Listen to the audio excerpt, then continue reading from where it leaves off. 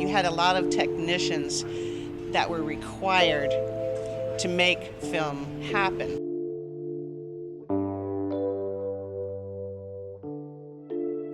There was a time when Sean Young felt untouchable.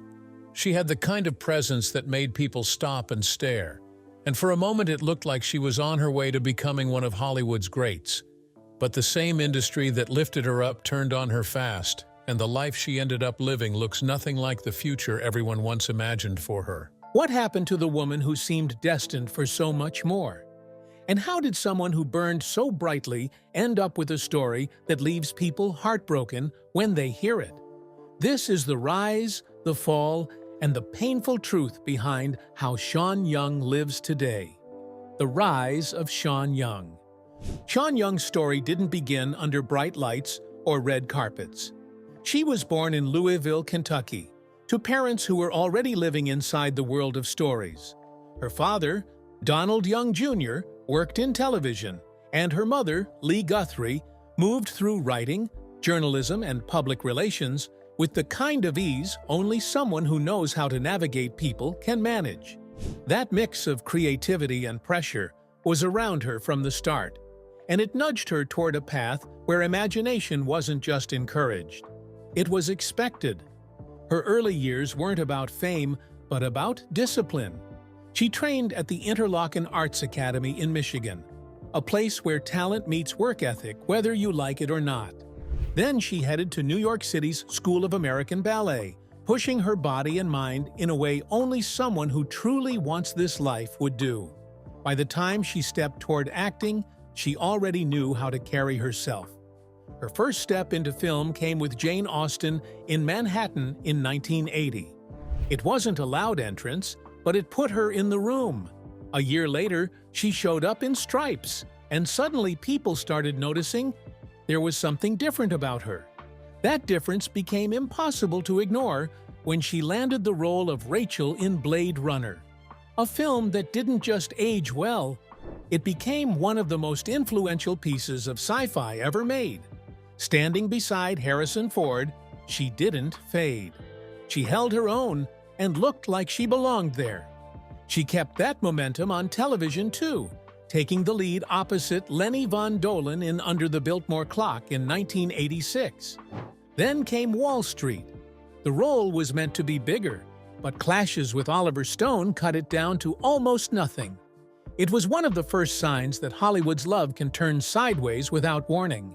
But she bounced back with No Way Out in 1987, where she played the woman tangled in the life of a powerful Washington politician. That film reminded everyone why they paid attention to her in the first place. Around that time, she kept stacking credits. Dune, Baby, Secret of the Lost Legend, and Fatal Instinct. She worked non-stop, even if the industry wasn't always kind in return. She filmed The Boost with James Woods, a project that later came with tension and accusations that followed her for years. Then came the turning point. She was cast as Vicky Vale in Tim Burton's Batman, a role that would have been massive, but a fall from a horse snapped her arm and pulled the opportunity right out of her hands. Kim Basinger stepped in, and Sean watched a major break disappear in a single moment. Things unraveled in ways she didn't expect. In 1991, she picked up 2 Razzies for A Kiss Before Dying. And though those awards are meant to be fun, they sting when your career is already shifting. Her next movies? Ace Ventura, Pet Detective, and Dr. Jekyll and Ms. Hyde were more comedic, more chaotic, and a reminder that Hollywood can push you into corners you never planned to stand in. By the mid-90s, she had moved to Sedona, Arizona. Her career cooled, and the noise that once followed her everywhere suddenly faded. She still worked on independent films, smaller projects, and unexpected roles in Poor White Trash, Mockingbird Don't Sing, and Sugar and Spice. She even spent months in Russia filming Yesenin, stepping into the life of dancer Isadora Duncan. Then, decades after her first unforgettable appearance in Blade Runner, she returned to the franchise for Blade Runner 2049. The film used archival footage of her original performance, and combined it with a digital recreation of her character. Another actress stood in as her double, and Sean coached her, shaping the performance so it still carried her essence. It wasn't just a cameo, it was a reminder that some legacies don't fade, even when the person behind them has been pushed to the side. Her life has twisted, stumbled, resurfaced, and surprised people more times than anyone could count. But through all of it, she kept moving, even when the industry turned cold. And the wild part is this: long before the chaos, before the clashes, before Hollywood turned into a battlefield for her, she was just a new face trying to find her place. And it all started with a small role that made people stop and look twice. The role that put Sean Young on Hollywood's radar. Sean Young's run in Stripes might not have been the flashiest part of the film, but it was the moment Hollywood first stopped and took a good look at her. She stepped into the comedy as Louise Cooper, one of the military police officers who crossed paths with Bill Murray and Harold Ramis. And even in a movie stacked with big personalities, she found her space. There was something fresh about her, easy, unforced, and instantly noticeable. And it didn't take long for people to start asking who she was. Stripes itself was a wild mix of chaos, humor, and that unmistakable early 80s energy that came from a cast still figuring out how far they could push things. Directed by Ivan Reitman and anchored by Bill Murray, Harold Ramis, P.J. Soles, Warren Oates, and John Candy. The film followed two friends who joined the Army simply because their lives are falling apart. It wasn't trying to be deep. It was made to make people laugh, and it did from the moment it hit theaters. Behind the scenes, the film came together almost by accident. Reitman first imagined it as Cheech and Chong joined the Army, and Paramount greenlit the idea instantly. But when the comedy duo demanded full control, everything shifted. Reitman and writer Dan Goldberg realized that if they reworked the story around Bill Murray and Harold Ramis, they might stumble into something even better, and that is exactly what happened. Casting the rest of the film turned into its own adventure. Harold Ramis wasn't someone the studio believed in. Reitman pushed for him anyway. P.J. Soles tested with Murray and fit effortlessly. John Larroquette stepped into the role of Captain Stillman. John Candy didn't even need an audition. Goldberg trusted him, and that was enough. Judge Reinhold, Conrad Dunn, John Deal, and a young Bill Paxton all caught their early breaks here. And then there was Sean Young. Reitman cast her partly because she fit the role visually, but also because he felt she had a softness that would balance Ramis on screen. She didn't chase the camera, but it drifted toward her anyway. Kim Basinger had once been considered for a role, but complications with her team opened a door, and Sean walked right through it at exactly the right time. Filming Stripes was anything but calm. Warren Oates carried himself like a real sergeant, complete with the weight of every Western he had ever made. During one obstacle course scene, Reitman secretly told the cast to drag Oates into the mud without warning, hoping to catch a real reaction. Oates came out of it with a chipped tooth and a furious explosion, but the raw energy stayed in the movie, and fans loved it. When Stripes hit theaters in 1981, the reaction was instant. It opened strong, kept building, and eventually made more than $85 million, a massive success for the time, landing among the year's highest-grossing films. Audiences replayed it, critics enjoyed it, and it became one of those movies people quote without even realizing it. 40 years later, the film returned to theaters with a special introduction from Reitman and Murray, proving it hadn't lost its charm. And tucked inside all that success was Sean Young's early spark, a moment on screen that hinted, even back then, at the force she was about to become long before Blade Runner turned her into something unforgettable. And the jump she made next wasn't small at all. It threw her straight into the center of a film that would define her, change her life, and haunt her for decades. The truth behind Sean Young's turbulent Blade Runner experience. Sean Young's defining moment on screen came when she stepped into Blade Runner as Rachel, the cool, striking replicant whose presence could stop a scene in its tracks. The role should have been a dream. It paired her with Harrison Ford, placed her inside Ridley Scott's bold sci-fi world, and eventually became one of the most celebrated pieces of cinema ever made. But the truth behind it was nothing like the iconic film people worship today. For Sean, the set felt tense from the start. In her interview with Variety, she explained that the atmosphere around the production never felt easy. She didn't blend well with Ridley Scott, and her working relationship with Harrison Ford didn't fall into place the way people probably expected. It left her walking through scenes with a constant sense of pressure that never let up. The love scene between her and Ford became the moment she remembered for all the wrong reasons. Audiences saw intensity. She saw something forced, rough, and far more aggressive than it needed to be.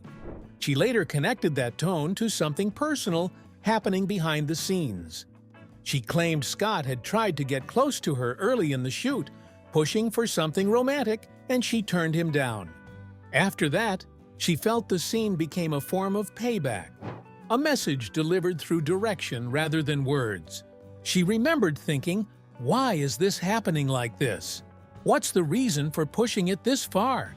And to her, the answer pointed right back at Scott. Years later, the film rose to legendary status, praised for its world-building, its impact, and its performances. Critics called it a masterpiece. Fans treated it like a religion. But none of that softened her memories of what it took to get it made. And the fallout didn't end when the cameras stopped rolling. After Blade Runner, Ridley Scott never brought her into another project. Their working relationship ended the moment production wrapped, and it stayed that way. She gave the film one of its most unforgettable characters, but the experience behind it left a mark that never faded. And as complicated as that chapter was, it wasn't the only one that stayed with her. Because right after walking out of Ridley Scott's world, she stepped straight into another film that should have been a triumph, and instead became yet another experience she carried with mixed feelings and quiet frustration. Sean Young's Dune experience. The role, the heat, and the fallout she never forgot. Sean Young stepped into Dune as Chani, the fierce Fremen woman who stood beside Paul Atreides in David Lynch's 1984 adaptation of Frank Herbert's novel. It was the kind of role that should have brought her deeper into the center of Hollywood, but the experience around it left her with a mix of distance, exhaustion, and a strange sense of detachment she never bothered to hide. From the start, she didn't cling to the part the way people assumed she would. In an oral history of the film, she admitted that having her screen time cut didn't bother her. She brushed it off with a shrug, calling it one of those things that happens in the business. To her, it wasn't worth losing sleep over. But even if she wasn't stressed about the size of her role, the work itself took a toll. She remembered the shoot in the Mexican desert, the heat, the dust, the dirt that seeped into everything, and the still suits that clung to their bodies like punishment. Playing Chani meant standing in harsh weather, long hours, and real physical strain. It wasn't glamorous, and it definitely wasn't easy. Still, what weighed on her career had less to do with desserts and costumes, and more to do with the people behind the camera. Sean has never been shy about saying she believes her career was pushed off course by powerful directors who labeled her difficult. She named them openly: Ridley Scott, Steven Spielberg, and Warren Beatty. She felt those labels stuck to her like glue, closing doors before she could reach them. In an interview with People, she put part of the blame on her own bluntness. She talked about moments where she made a joke or pointed out something obvious, and it struck the wrong nerve in people who didn't want their image disturbed. She learned the hard way that honesty, especially in Hollywood, can turn into a weapon used against you. Her relationship with Dune stayed distant long after the filming ended. She later revealed that she didn't attend any screenings when the movie came out. She never even watched it until nearly 2 decades later. That alone said everything. She walked away from the film without looking back, as if the whole experience belonged to a different version of her. Sean Young came into Dune ready to work, took the hits that came with it, and kept moving. But the traces of that job, and the people who misunderstood her along the way, followed her far beyond the desert set. And the sad thing is this: the misunderstandings didn't stop there. If anything, they grew louder, because once she left one difficult set behind, she stepped straight into another chapter that would pull her career apart piece by piece. The downfall of Sean Young, the Hollywood rebellion that cost her everything. Sean Young's career didn't collapse in a single moment. It crumbled piece by piece, each incident stacking on top of another, until she was no longer the rising star from Blade Runner, but the woman Hollywood talked about behind closed doors. And what made her story so wild is that it wasn't just one thing that dragged her down. It was a tangled mix of bad timing, bruised egos, toxic power, and her own refusal to shrink in a world that rewarded silence. Her fall really began on the set of Wall Street. She was supposed to have a solid supporting role, something that would keep her momentum going. Instead, she ended up with Charlie Sheen slapping a piece of tape on her back that said, "I am the biggest what in the world." She didn't even know it was there at first.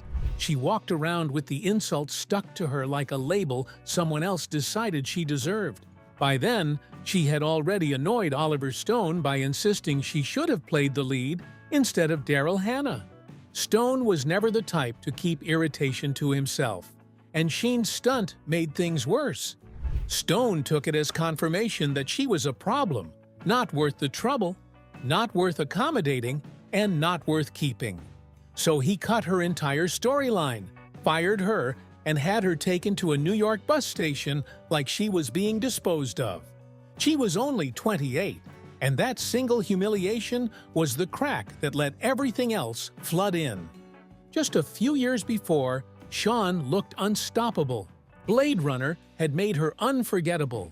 She played Rachel with a mixture of softness and mystery that audiences still talk about today.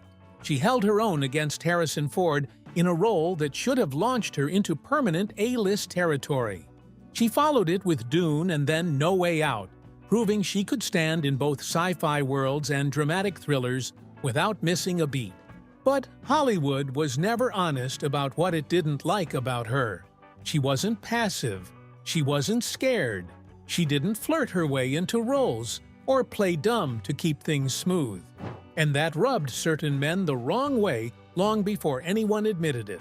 So when the slip-ups began, when the gossip started collecting like dust, she didn't have anyone powerful stepping in to protect her. Then came the boost with James Woods, and everything after that felt like gasoline being poured on fire. Woods accused her of stalking him, a $6 million lawsuit, claims she terrorized him and his fiancée, claims she left a butchered voodoo doll on their doorstep. The tabloids went insane with it. They painted her as a Hollywood lunatic, a femme fatale gone off the rails. Sean kept saying it wasn't her. She denied every accusation. She even won the case. But the truth didn't matter anymore. The narrative had already stuck, and Hollywood doesn't wait for facts. It believes the most dramatic version of everything. The next bruises came fast. Woody Allen dropped her from 2 movies. No explanation, no discussion, no defense. Then Warren Beatty fired her from Dick Tracy. He claimed she wasn't maternal enough for the part. Sean insisted he hit on her. She rejected him, and he didn't like being told no. And no matter whose version was true, the outcome was the same. She was out, and another piece of her reputation cracked off in the eyes of the industry. At that point, everything she did was watched through a lens of suspicion. Every move she made became proof of the crazy actress label they were trying to glue to her name. Then came Batman, the blow that could have changed everything if luck had gone her way. She was cast as Vicky Vale, a major role opposite Michael Keaton. She trained for it. She prepared for it. She was ready to be a household name. But a fall from a horse during rehearsal took her out just days before shooting. Kim Basinger replaced her, and another huge break slipped away. Most actors would have accepted the loss and moved on privately. Shawn didn't. When she heard Tim Burton was casting Catwoman for the sequel, she showed up at the Warner Brothers lot in a homemade Catwoman suit, demanding a chance to audition. Burton allegedly hid under his desk to avoid her. People mocked her. Studio executives laughed about it. Suddenly, she wasn't seen as a committed actress fighting for a chance. She was seen as someone spiraling. But Shawn didn't let that narrative define her either. She doubled down. She went on The Joan Rivers Show wearing the same Catwoman suit, delivering a monologue about what the industry had put her through. She talked about going from role to role and being hit with wave after wave of backlash until it felt like she was holding all the crap other people dumped on her and asking, "How much do you want for this CP?" People didn't hear the pain. They only saw the costume. And in Hollywood, that was enough to seal her fate as someone to avoid. From there, her film choices became a mix of survival and misfires. The Razzie nominations rolled in, 7 of them between 1992 and 1996. She played roles meant to embarrass her, like the villain in Ace Ventura, Pet Detective, where the script treated her character like a punchline. She played an agent in Model by Day, starred in Dr. Jekyll and Ms. Hyde, and kept taking parts that didn't help rebuild what she'd lost. She tried a comeback in 2001, but it never materialized, even when her agent tried to hype her return, warning Julia Roberts' team to watch out. Hollywood didn't budge. She kept working, though, with guest roles on shows like ER and CSI, but scandals kept interrupting her progress. At the 2006 Oscars, she tried to slip into the Vanity Fair party with Jennifer Aniston and got escorted out. In 2008, she drunkenly heckled George Clooney, Marion Cotillard, and director Julian Schnabel at the Directors Guild Awards. The next day, she checked into rehab. By 2012, she was sober. She was trying to rebuild. But she was also honest enough to admit she had her quirks, her odd beliefs about chemtrails, vaccines, and even her thoughts on politics. People dismissed her as eccentric, but they didn't hear the clarity underneath it. She said she wasn't perfect, but she wasn't crazy. And she was right. She said if people wanted to see crazy, they should look at Robert Downey Jr. waking up in a neighbor's child's bed. That was crazy. She said she had just been a whipping girl, someone certain people decided to punish. That's the truth of her downfall. She wasn't destroyed by one scandal or one mistake. She was destroyed by many small hits, some her own, many not. She fought back loudly, stubbornly, emotionally, publicly, and sometimes recklessly. And Hollywood doesn't forgive a woman for fighting the way a man fights. Shawn Young's downfall is messy, fiery, heartbreaking, and unforgettable, because no one else ever went down in flames quite like she did. And once the fire finally burned out, she didn't rise into some graceful comeback.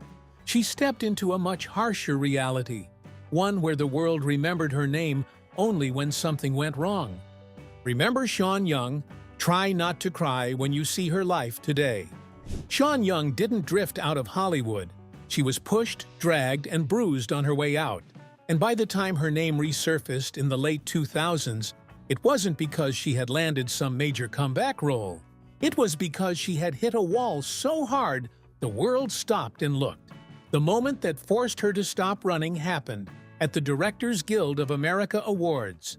She was 48, sitting in the audience when Julian Schnabel stepped up to speak. He paused for a moment, trying to gather himself, and Shawn, impatient, irritated, or maybe just fed up with the whole performance, called out, telling him to get on with it. The room froze. Schnabel stared into the crowd, spotted her, and fired back that she should have another cocktail. It was humiliating, public, and harsh enough that security escorted her out. By the next day, she admitted herself into rehab.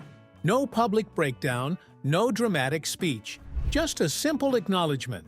She had been fighting alcoholism for years, and she was losing that fight. Her team put out a statement saying she entered treatment on her own. People didn't know the whole story, that the industry she once fought so hard to stay in had been eating at her for years, that the same men who whispered she was unstable were the ones who first pushed her into corners she couldn't crawl out of, that by the time she heckled Schnabel, she wasn't some wild actress looking for attention. She was a woman exhausted by everything she had survived. And yet, even after rehab, the world still loved using her as a punchline. They remembered the Catwoman costume stunt. They remembered her showing up to the Warner Bros. Lot in a homemade suit, desperate to convince Tim Burton to give her the role. They remembered her storming the Joan Rivers show in that same outfit and talking about everything she had lost. People replayed the clips like they were comedy, never thinking about the woman behind them who was drowning but still trying to fight. Then there were the 2006 Oscars, where she tried to get into the Vanity Fair party. She was turned away, embarrassed, and talked about it later, like it was nothing. She said it was degrading, sure, but when you feel like you have already lost everything, embarrassment becomes a small price to pay. But here's the part the world doesn't talk about. Shawn didn't stay down. After everything, the firings, the rumors, the lawsuits, the jokes, the addiction, the broken chances, she found her way back to the kind of work that gave her peace. She stepped into off-Broadway theater. She made her New York stage debut in Ode to the Wasp Woman, a play about Hollywood stars navigating the madness of fame. The irony wasn't lost on anyone, but she wasn't there to make a statement. She was there because she loved the work. For the first time in years, she wasn't fighting for a comeback. She was simply acting. She began landing smaller film and television roles. Rainbow's End, The Alienist. Nothing glamorous, nothing huge, but real work. The kind of work that pays bills and keeps your feet on the ground. In 2023, she finished Ouija Witch, a quirky, low-budget supernatural show that reminded her she could still have fun on a set. And now she is considering a film that would shoot in France, something she sounded genuinely excited about. It wasn't a return to blockbuster movies or red carpet events. It was something quieter, steadier, a career rebuilt on her own terms. In recent interviews, she has talked about stepping away from Hollywood because it became too toxic, too cruel, and too heavy to carry. She doesn't pretend the past didn't happen. She knows she made mistakes. She knows some situations spiraled because she pushed too hard. But she also knows the industry punished her far more harshly than it ever punished the men who wronged her. She said she is grateful now, grateful to work at all, grateful to take roles that interest her, and grateful she no longer has to chase approval from people who never deserved her respect. She said being a working actor, even in indie films and regional theater, is more fulfilling than fighting to be part of a world that tossed her aside. Her later life isn't glamorous, but it is honest. She lives away from the Hollywood chaos, focusing on sobriety, creativity, and projects that make her feel grounded instead of used. People expected her to disappear. They expected the scandals, the jokes, and the rumors to bury her. But Shawn Young didn't vanish. She simply changed direction. She lives differently now, works differently now, and carries herself with a mix of realism and resilience that only comes from surviving the worst of what the industry can do to a person. She may never be the star she once was, but she's still here, still working, still rebuilding, still choosing herself over the noise that once tried to destroy her. Are you a fan of Shawn Young's works? And do you think she is actually a difficult person to work with? Share your thoughts with us in the comments below. Don't forget to like, share, and subscribe. Click the next video shown on your screen. You will enjoy it.